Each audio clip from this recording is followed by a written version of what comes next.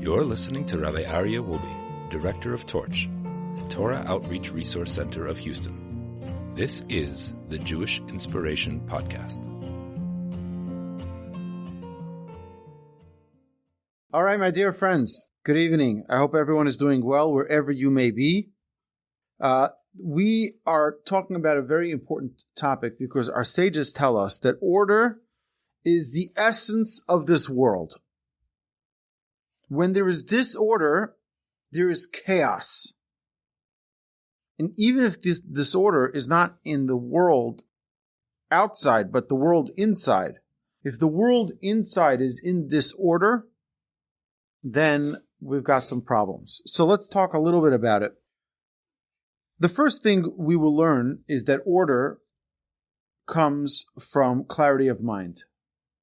When one has clarity of mind, when one has organization in the mind, they have order in every other area of life. So the more we're able to make sure that our mind is clear, the more we'll be able to have order in other areas of life. We'll also try to learn not to overload our days and schedules. If we have an overloaded schedule, if we have an overloaded day, it's very easy for us to get out of order. As well, we're going to try to talk about taking small projects and working up. Working up means don't chew off more than you can swallow. And then we'll try to teach ourselves to write everything down. Today we use technology so we can make notes on our iPhones or our tablets, or whatever it is that we use. We can make little notes to remind ourselves of things. But let's talk about this. The world functions because of order. Everything we have in this world operates because there is an order in this world. If you were to ask Google right now, or Siri, or Alexa, what time is sunset in Arizona today? You will have the exact second of sunset. And if you ask what time was sunset or sunrise in Jerusalem in 1904 on April 13th, they will tell you. Why? Because there's an order in this world, and that order doesn't change one iota. That order is perfect. The way God created this world is, we say, "Umisader et hakochavim b'mishmorotem barakira kirtzano." God organizes all of the galaxies, everything. The world spins perfectly on its axis. The stars are each in the exact place they need to be at each exact moment. The constellations, everything is in order. God's world is order. Our world, now that's a different story. Every day, sunrise, sunset, the seasons, the holidays, order. In fact, the Pesach Seder we know is called a Seder. Seder is order. You ever wonder the 10 Commandments? The 10 Commandments. The Commandments. No. There's an order to it. You know why? Because the 10 Commandments correlate to the 10 utterings of creation, that correlate to the 10 plagues that were in Egypt, and they all respond perfectly in a perfect order. We discussed how this works and how each one relates to the other. How God's utterance of "there shall be light" corresponds to the darkness in the plagues, and how that also relates to one of the 10 Commandments. Either way, the galaxies orbit in complete perfection. It is impossible for a person to grow in their own personal life without order. We need to have order. Now, this is not about getting your desk organized, spring cleaning. That's not the idea here. The idea is that our life should be in order. Everything in our life should be in order. So organizing our day, our sleep, when we wake up, our meals, our prayers, our rest, our schmoozing, our exercise, this is critically important for our day to function properly. So if we are to take an accounting for ourselves of what is the most important thing for us, what do we want to accomplish? So where are we fitting that into our day? If our day is chaos, we'll never fit it into our day. If our day is organized, if we have order in our lives, if we have priorities, then that all changes. So the first thing that we always talk about is slow steps, slow and steady steps. The first step in order is know what you want to accomplish. What do I want to accomplish? Do I want to have order in my mornings? So maybe I need some help at night. Do I want to organize the time that I have to think about my own personal character traits? When am I designating that time? Or are we just running from thing to thing to thing to thing? They say that the way a man gets the mail is that he gets the mail, and as he's with the mail in his hand at the mailbox, he sees that some of the shrubs need to be watered.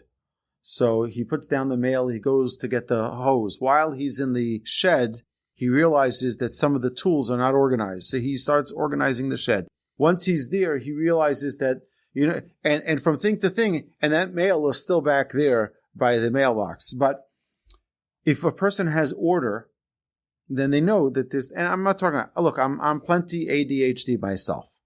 Okay. I go from thing to thing all day. But I try to keep myself in order by organizing my priorities. I use Google, and we have this amazing app called Google Keep. And in that Google Keep, I have about 1,000 different notes. And one of those most important notes is called Today.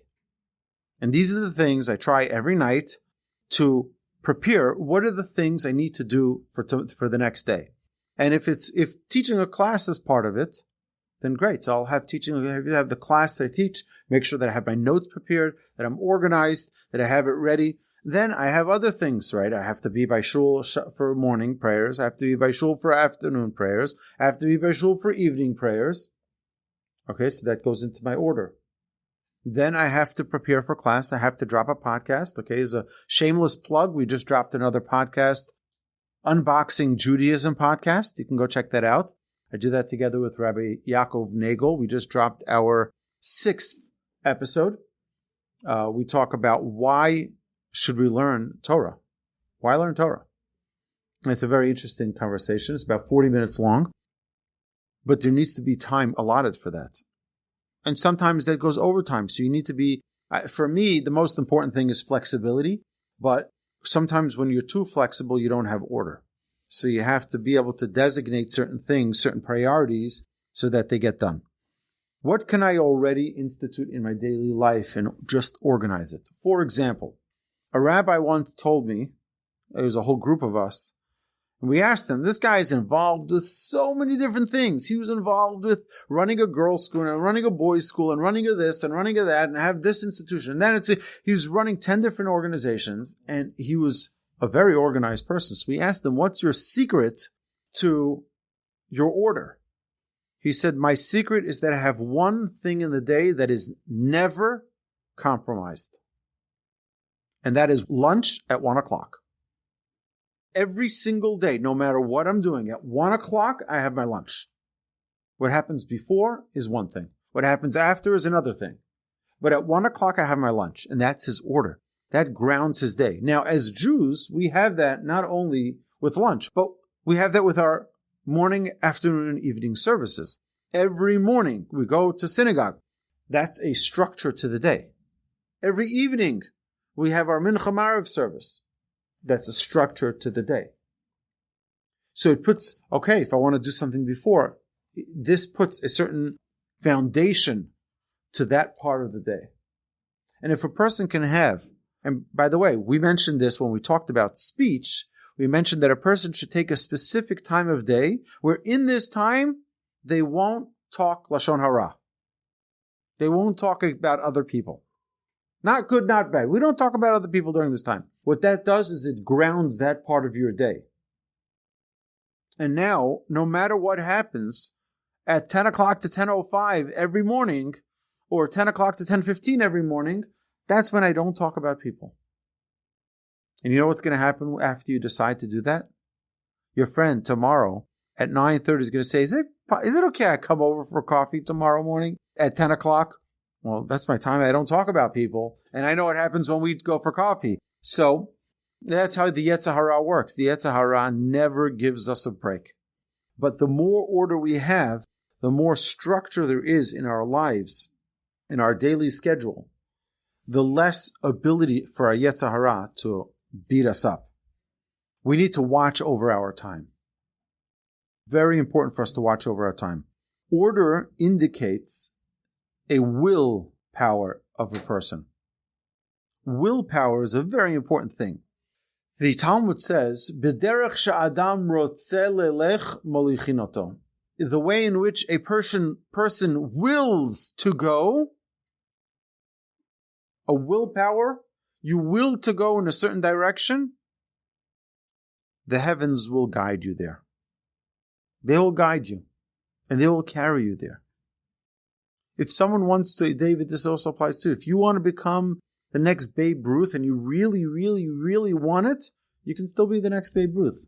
The idea behind this is that if you really want something, you'll end up attaining it.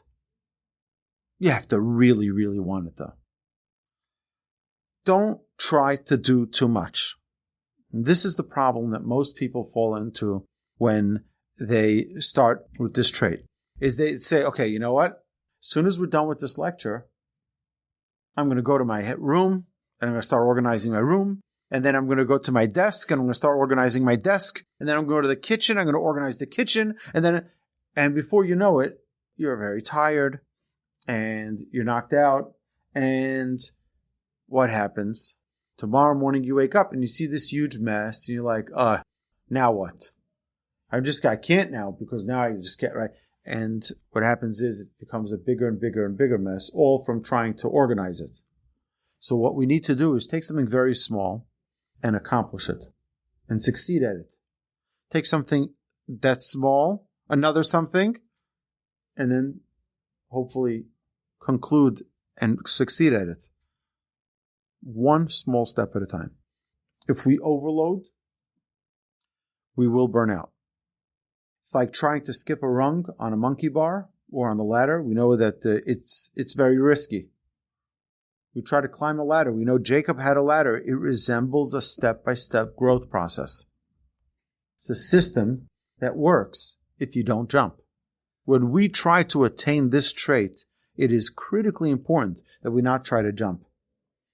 We need to watch and protect our schedule, and it's not easy. Particularly people of leadership. What I mean by leadership is that anyone who's dependent on them, whether it be a spouse, a child, a community, you're a person of leadership. Your time is not always yours. Your time is not always yours, right? So a parent who's being very responsible with their time can get a phone call, God forbid, that their child ran into a pole in school and needs to be picked up, and now your day is shot. These things happen.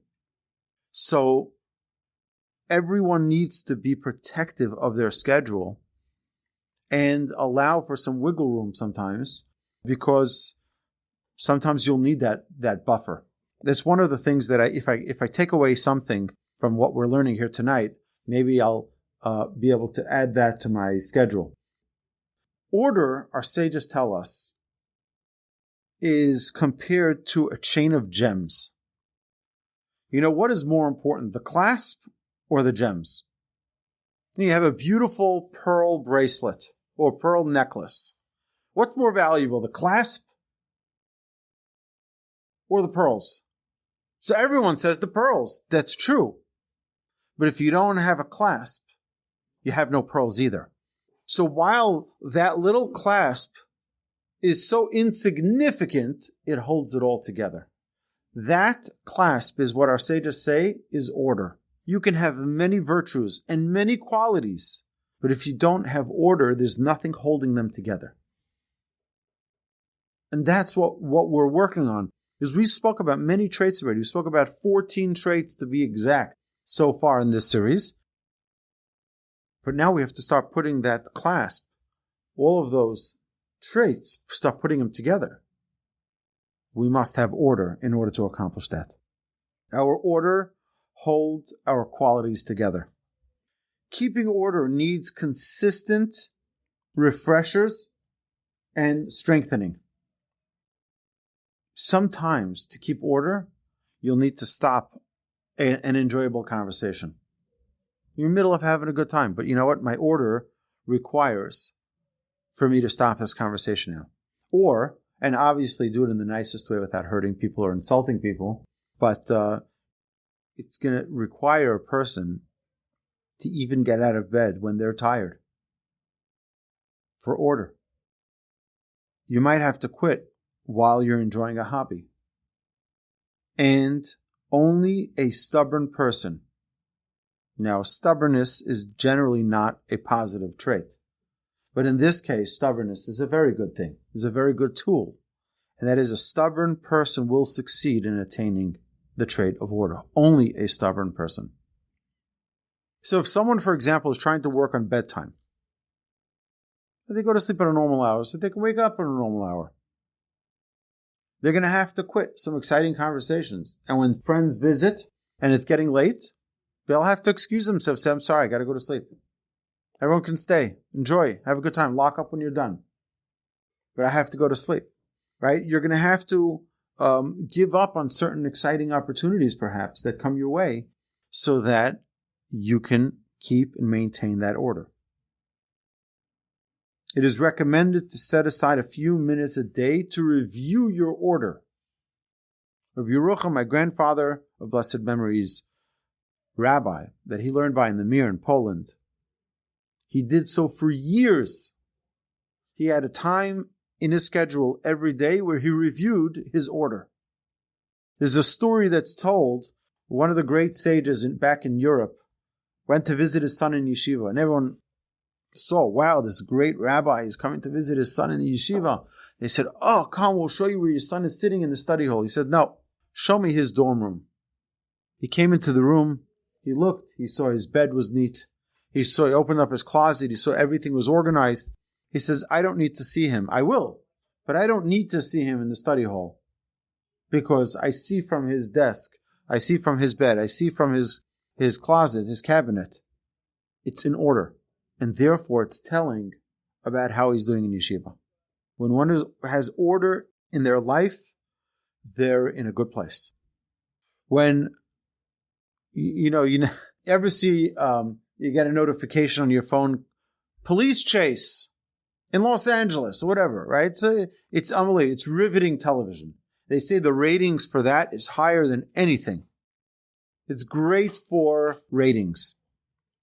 So when they finally catch the guy and they pull him out of the car, do you ever wonder if, it's just a clean, neat car? No, it's always a mess. Everything is a mess. You know why? Because their entire lives is a mess. It's an indication, one on the other. It's very rare you'll see someone in a suit and tie get out of that pickup truck and be organized. No. It's usually someone who's tattered and in disarray. Because it's an indication one on the other. What's going on inside is usually showing outside. And what's going on outside is usually showing on the inside. So it's important. Take time out of your day, perhaps, to evaluate your order. We can all feel the pleasure of a day that has been filled with order and the feeling of fulfillment that it brings. We all know the joy, the excitement when we had a great day. Everything that was on that Google Keep, everything that was on that list was checked off. Boom, that's a great day. It was order. Order brings tremendous satisfaction to one's life. If you meet someone confused and unsure, you'll generally find that they're lacking order in their day or in their life. It's usually the reason why they're confused. Sometimes the reason people are lacking order is because they are too focused on the short-term picture instead of the big, long-term picture, which is we always have to have two perspectives in our mind. One is our big picture, our long-term goal. What do I want to accomplish? Put together a plan, a business plan. How am I going to accomplish this spiritually? We should have spiritual goals. Set them out. Okay, now I have to have short-term goals. What am I going to do for step 1 and step 2 and step 3 and step 4? I remember, David, you asked a few weeks ago, well, if we're learning, what should we learn? Where should we start? We want to learn. Oh, that's the first thing. We want to learn. Now, how we get there, those are the short-term things, but we have to have that long-term goal in mind constantly to keep on motivating us to accomplish those goals. And then those little accomplishments along the way. So now, there are always exceptions. And the exceptions are almost a rule. Life has exceptions. You want to hear about a few exceptions? Vacation. Vacation is an exception. Vacation becomes very difficult for us to manage an order, a schedule in our lives when we're on vacation, because vacation is no schedule. So that throws everything off. Every 7th day we have Shabbos. Shabbos is a whole different type of order. But Shabbos takes away our daily routine because it's a different routine. Holidays. Holidays are also, whether it be legal holidays or Jewish holidays, they change our schedule. They change everything. So how do we organize for that? It is crucial that for that, we prepare. It requires contemplation. It requires planning. And don't underestimate the preparation that's needed for it. You can change it, you can adjust it, but don't lose your priorities. So yeah, you're on vacation, you don't need to wake up at 6 o'clock in the morning and read the market news and see where the stocks are holding. You don't need to do that. Okay, but you still need to function, you still need to eat, you still need to do your exercise. There are things, and we need to make sure that even if we're on vacation, it doesn't mean that we have to be on a tight schedule, but it means that we don't neglect our priorities, things that are important for us in our lives. Of course, there are always exceptions and situations that we didn't anticipate. Beyond holidays, beyond Shabbos, beyond vacations, there are always exceptions, like we mentioned. Your child calls. We had yesterday a breakfast, a special brunch for the first responders. And we did a calculation of how many times in the past year people left what they were busy with to go help someone else. 592 times. Whether it was dinner, you name it. They stopped what they were doing to help someone else. So that also can break up the order. And it's not easy to just swing right back into the order of life when you have sudden chaos and you have an emergency that arises. So that's different. And you don't prepare for that because you never know when it's going to happen. That you never know, you never expect it. But as emergency situations arise, as a rabbi, I have emergency situations arise. I had a call one night at 1:30 in the morning. I get a call from a woman who I know her and her husband. I officiated their wedding. And she calls me and she says, Rabbi, I need you in my house right now. I want you to get my husband out of the house and I don't want to ever see him again. This is 1:30 in the morning. So I go to their house and I sit down with them. They're very happily married, thank God.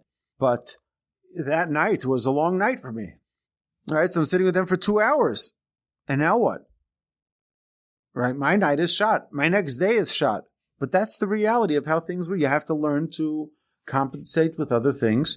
I sometimes wonder how my life would be if I worked for AT&T and I showed up at 8 o'clock in the morning and I left at 4 o'clock. I would probably go nuts. But emergencies always come up. Urgent situations that remove our order.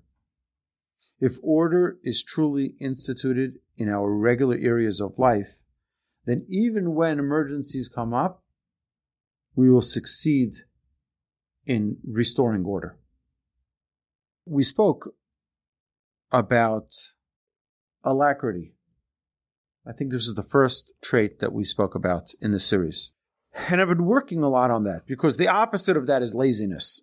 And we're going to talk about laziness. We're going to get to that. But you know what's incredible? I realized, and this has become my MO. If it's something I'm going to need to do anyway, then I might as well do it now. Now is always better than pushing it off to later. I'll give you an example. If you're going to have to do the laundry anyway, at a later point, you might as well do it now. The only reason a person doesn't do it now is because I just don't want to do it now. I want to do something else now because I want to push it off. I want to just be lazy now. So this became my policy. I'll give you an example. I had just last week was my most recent epiphany of this specific trait. I think it was Friday. I was running around doing a lot of things, organizing for Shabbos, and there was a garbage bag that needed to be taken out to the trash bin. So I was like, I'll just get it later. I'm like, no, that's my rule. If I'm going to need to get it later, I might as well do it now. But then I realized I just didn't want to do it now. So I went ahead and threw it out now because I didn't want to. So when I don't want to, that's when I do it. It helped me clarify this idea in my mind that it's not because it's not important. It is important. It needs to get done. And if it's going to get done, I might as well do it now. Because that's where laziness. You see, here's the difference. Now is much more valuable than later. Because later may not be. The Mishnah tells us a very important lesson. The Mishnah tells us, Al tomar likishe efne eshne. Shema lo tipane. The Mishnah says in Ethics of Our Fathers, don't say, when I have free time, then I'll review my studies. Because you may not have free time. That may not ever happen. So our sages tell us, do it now. Do it now. The Mishnah tells us another lesson relating to this. Always repent one day before your death, it says. Who knows what day that's going to be? Might as well. If you need to do something anyway, do it now. Don't wait, because by pushing it off, that is laziness. Okay, so a person who does not put order, a person who doesn't put order in challenging situations, in, like we said, vacation or holidays or Shabbos, they could lose a tremendous amount. It's definitely going to ensure that they will waste time. They're going to waste a lot of time. Time is precious. And what we need to do is our ordinary tasks needs to be with as much structure and order as possible. The things that you do, keep that routine. I'll tell you for myself, you need to make sure that you start the day. The beginning of the day is so important. Almost daily, we have situations that are unexpected and can be exceptions. Two most important spiritual functions to help with order we mentioned. Number one is prayer, 3 times a day. We have a set place. We have a set time for prayer. It's very interesting that our sages tell us a person should have a set place for prayer. You come to synagogue, where do you sit? Same seat. Why? It says that the Almighty waits for you in your seat. He waits to hear you. So now you're sitting here, next time you're sitting there, next time you're sitting there, the guy's like, where is this guy? To tell us about order. And learning Torah. It's a very important thing. Learning Torah, you know what it says about learning Torah every day? It says, Kavata itim la Torah. Set time for Torah study. It doesn't say study Torah every day. It says that also, by the way. But it says, Kavata itim. It should be kavua. Kavua means steady, orderly, organized, scheduled. Our sages write even more about this, Mishnah. That organized study is more beneficial than unorganized study. So let me give an example. Someone has a study partner that they learn with every morning at 9 o'clock in the morning. They will benefit more from that Torah study that they have every morning at 9 o'clock in the morning than the person that has, I'll learn sometimes here, I'll learn sometimes there, I'll learn sometimes here. And then what happens? The great sages, if you look at how great they became great because of consistency. They were consistent in their learning. You know, Rabbi Moshe Feinstein, who I love saying stories about Rabbi Moshe Feinstein. Rabbi Moshe Feinstein finished the entire tractate of Shabbat every Shabbat. 52 weeks a year, he finished the tractate of Shabbat at least 52 times a year. It's a lot of pages. It's a lot. It's a big one. You know why? Because he had an order for every minute of the day. There wasn't a minute that wasn't structured and organized. When someone is too rigid, then by definition, they're never going to be flexible. And sometimes human beings need to be flexible. You need to be able to adapt for situations. It is important to have balance. If a person doesn't have balance, we go crazy. We become extremists.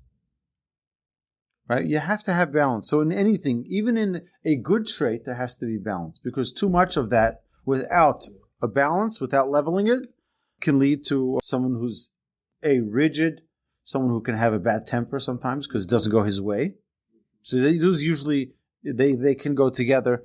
Also sometimes very unpleasant for other people who don't know them to get to know them because they're just so rigid. But children need stability. Children need order. They thrive in that order. Thrive. And the more organized, again, you can't have two Gestapo parents educating a child, right? We see this from, it's very interesting. We see Abraham was a man of kindness. So Abraham, everything went. He loved everyone, all of humanity. He was the quintessential liberal. He had the tent open on all four sides. He was the first soup kitchen. Whoever passed by, please come. We'll give you something to eat. We'll give you something to drink. No problem, whatever you want. But that brought a child that was an extremist of that. And that was Yishmael. Yishmael was an adulterer. Oh, love is love and everything. Who cares right now, right? And he was an adulterer. The opposite of Abraham was Isaac. Isaac was law and order. You can say he was the first Republican, okay? First conservative Republican, Isaac. It was get up by your bootstraps and you get a job and there's no free handouts. So we're going to give you what you need to succeed, but you're not getting a free handout. Now, what type of wife should we get for Isaac? Abraham says to his servant, find a woman who is kind, because kindness needs to balance out that structure. So while Isaac was law and order, he was, you take responsibility for yourself. You go get yourself a job. You needed a wife like Rebecca, who was the pinnacle of kindness, like Abraham. Abraham's wife was Sarah. Sarah was a tough cookie. Right? They balanced. She kicked Hagar out of her house. She didn't like her. Out. Goodbye.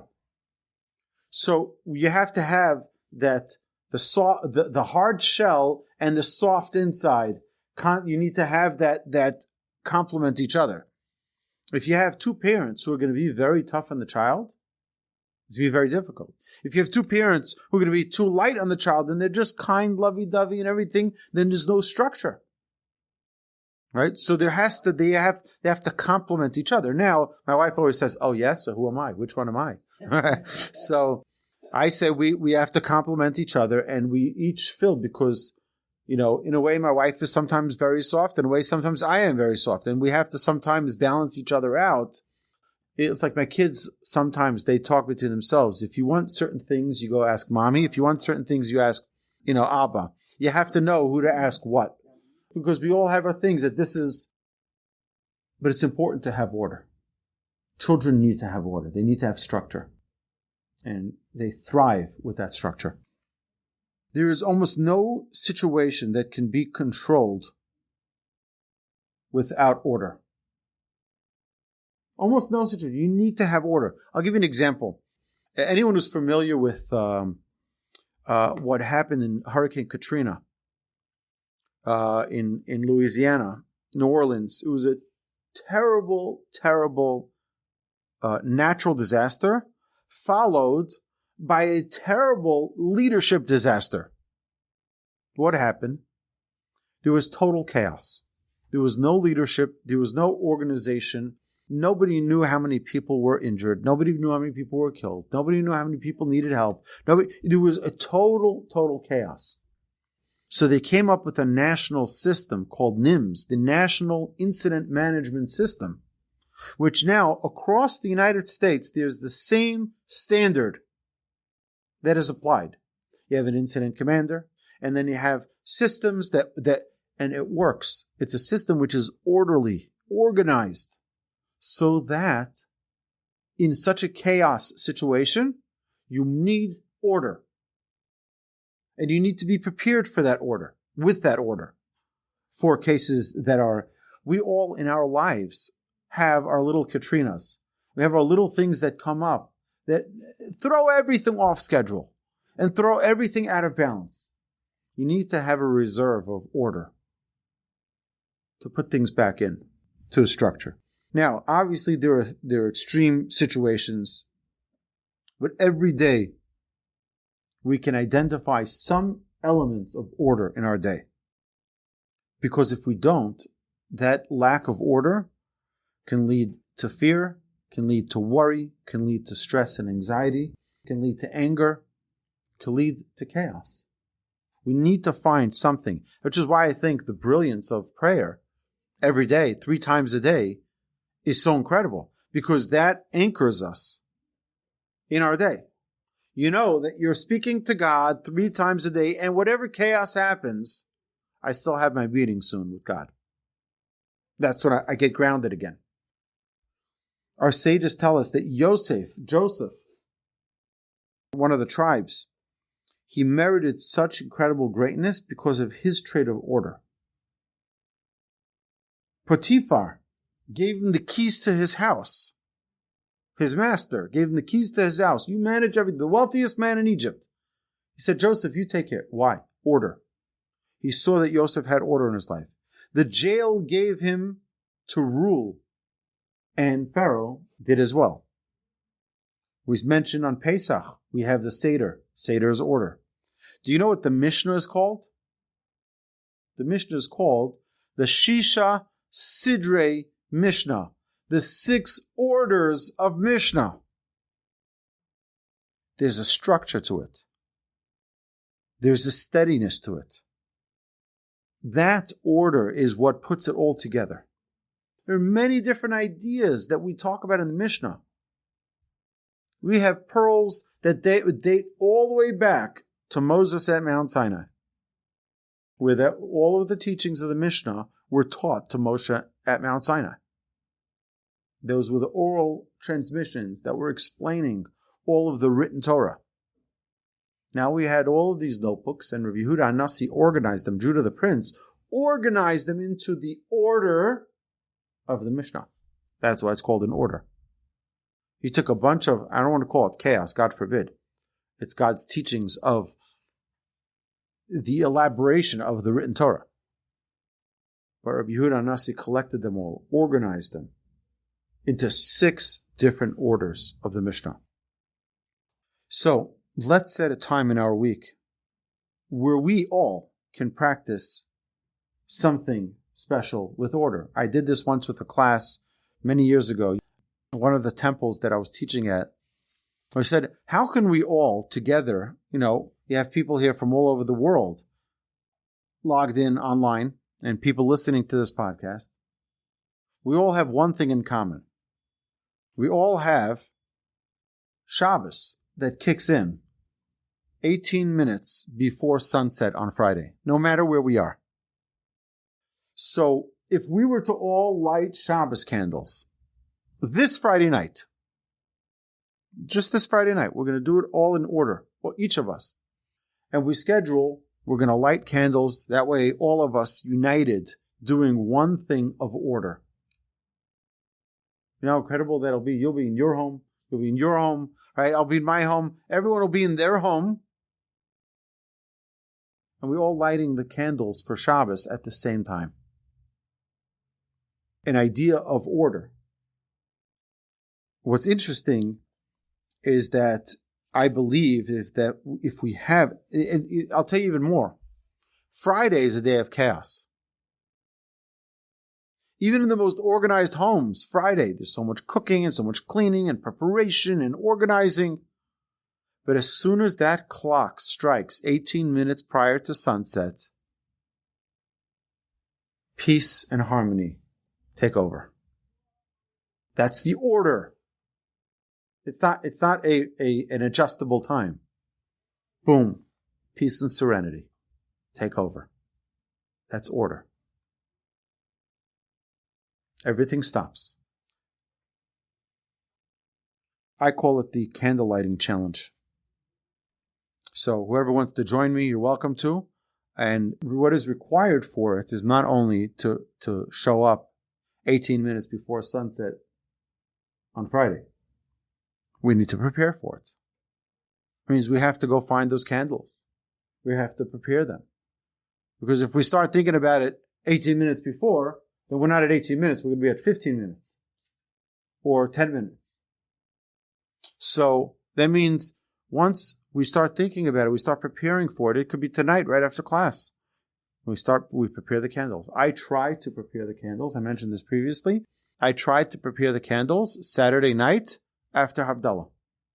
After Havdalah, I already prepare for the next Shabbos. Get myself, I'm excited already for the next Shabbos.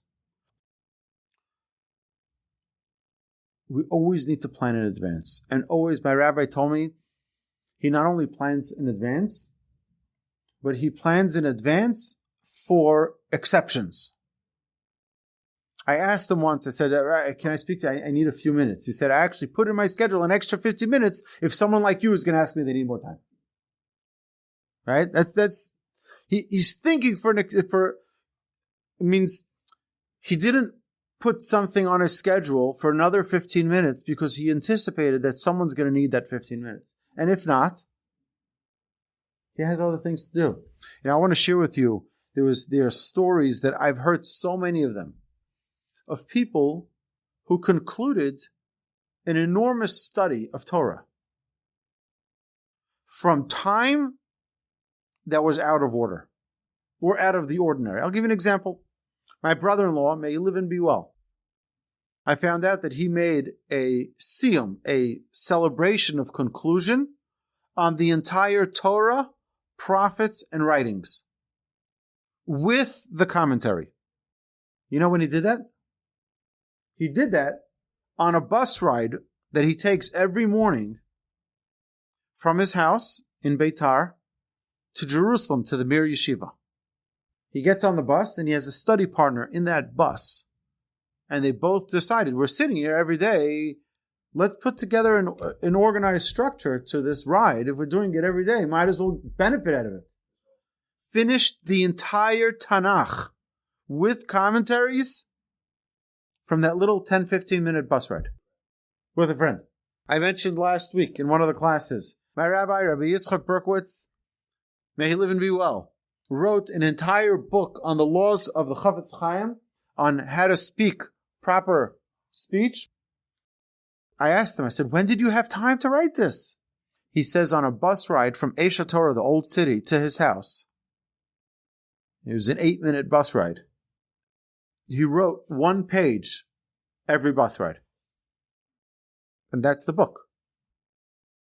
There are great sages who have accomplished unbelievable things with the extra time that was out of order. You're waiting online at a bank. There are good things to do. You see people wherever you go. I was at the tire place, and people just sitting there and scrolling and scrolling and scrolling. I asked the guy, I said, do you mind me? I said, how long is this going to take? He said it'll take only about 90 minutes. Only 90 minutes? I was home 3 minutes later with an Uber and got work done, finished 2 projects. I come back, my car is waiting, and I drive off, and the people are still scrolling. Our time is not worth money. Our time is life. We need to organize our life. We need to utilize our life. Every minute is precious. We have to remember that order indicates will. A person who's got a willpower, who's motivated, has no choice but to organize their life. Now, the order of the world attests to the will of the Creator. You know what precision you need? An amazing thing. Everyone here, I believe, is looking at a screen, right? You're all looking at screens. Do you know what precision and order is required for your screen to operate and for you to be able to see what's going on right now? The programming that needs to be perfect. The algorithms that need to be perfect. You're talking about millions and millions of lines of code so that when I pick up this finger right here and put it back down, that it shows on everyone's screens. It needs to be perfect. There needs to be order. It can't be chaos. One wrong letter will break the code. We spoke about this in a different regard last week. You open up your car, you open up your hood, you see there's order. It may look like chaos if you don't know what's going on. But there's order there. This is connected to that, and that's connected to this, and everything. You can't just start cutting away at different pipes and expect it to work. I'll just connect this there and connect this here, and everything will be fine. No. Everything needs order. Your cell phone has an order to it. Now, again, I think that we have a problem in our generation of hyper extension of our cell phone usage. We're overusing this great, very powerful tool. But order is the key to all Mussar work. It's very unfortunate if we spend time in our lives surfing through important events of life without will, without order, without excitement or energy. We're just surfing through. It's not good. You can lose your holiness if you don't prioritize, if you don't have order. We can lose our holiness.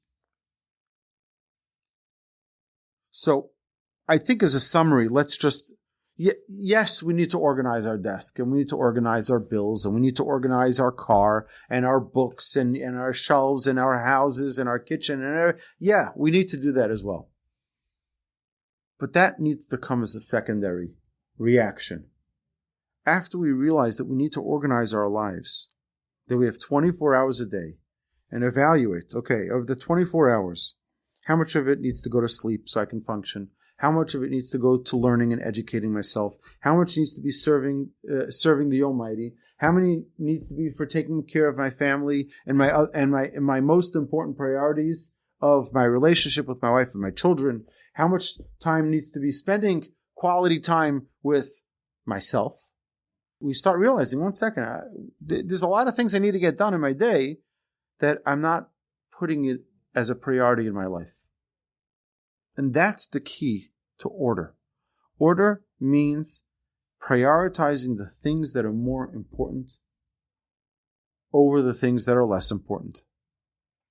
And the way the nature of the world has it is that the things that are less important are much more attractive. Right? We have these advertisements and we have these promotions, right? To just try to buy us, buy our attention and to buy us into these products. We have to be careful about that. We have to calculate what we need to prioritize and what we can push off. All right. So we also see one other quick thing is that we see that holiness descends upon the world only through order. All right, we see by the Kedusha. What is the Kedusha called? The Kedusha of order. The Kedusha of order. So, my blessing to us all. I mean, I have a little addendum of just some of the things, simple house order tasks. I found this a few years ago. I have to take one per week, getting rid of old magazines and newspapers, organizing that, things that cleaning up our inbox. That's going to take more than a week for some of us. Clean out your fridge thoroughly. There are things that you can start little project by project, getting different areas of your life, but also finding a way to prioritize. Maybe there are 3 people I can call and I can check in on them. Maybe I can set certain schedules that have a goal for the coming month. So Hashem should bless us all. We should all have tremendous success. Learning, growing, connecting as best as possible in the most constructive, most effective way with order in all areas of our life.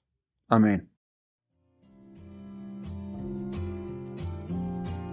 You've been listening to the Jewish Inspiration Podcast, a Torch production. Become a supporter at torchweb.org because your assistance enables more Torah learning around the globe. To find more lessons offered by Torch, please visit torchpodcasts.com.